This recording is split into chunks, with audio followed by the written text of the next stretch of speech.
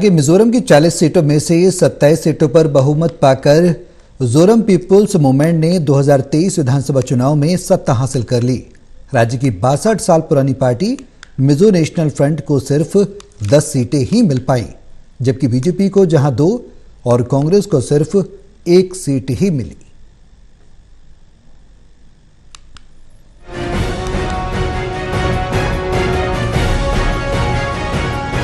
मिजोरम की 40 सीटों में से 27 सीटों पर बहुमत पाकर मिजोरम पीपुल्स मूवमेंट ने 2023 विधानसभा चुनाव में सत्ता हासिल कर ली है। राज्य की 62 साल पुरानी पार्टी मिजो नेशनल फ्रंट को सिर्फ 10 सीटें मिल पाई, जबकि बीजेपी को जहां 2 और कांग्रेस को सिर्फ 1 सीट मिली। जिस पार्टी ने इस बार मिजोरम को जीता है उससे पिछले साल यानी 2018 के चुनाव में सिर्फ उसे 8 सीटें मिली थी और एमएनएफ ने 26 सीटों से बहुमत पाकर सरकार बनाई थी।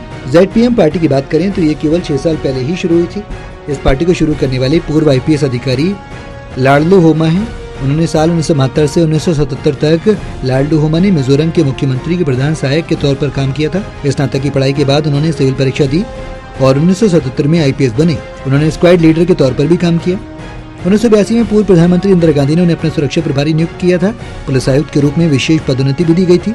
फिर राजीव गांधी की अध्यक्षता में 1982 एशियाई खेलों के आयोजन समिति के सचिव भी बने।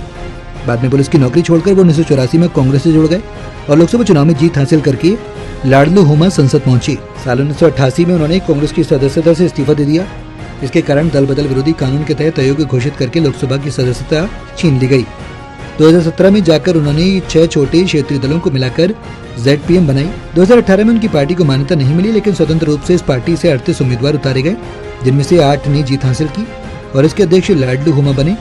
2019 में इस पार्टी को मान्यता मिली। साल 2021 में वो शेरशिप सीट से निर्दलीय से जेडपीएम पार्टी में आ गए, पर फिर से उन पर दल बदल कानून की तलवार चली और उनकी विधायकी चली गई। फिर चुनाव हुए तो उन्होंने अपनी पार्टी जेडपीएम से चुनाव लड़ा और इस पार्टी से पहले विधायक बने। इसके बाद 2023 की तैयारी शुरू हुई और नतीजा आज सबके सामने है कि जिस कांग्रेस के साथ उन्होंने राजनीति शुरू की थी, उसी ने आज उनकी हालत ऐसी कर दी कि वो 1 सीट ही जुटा पाए।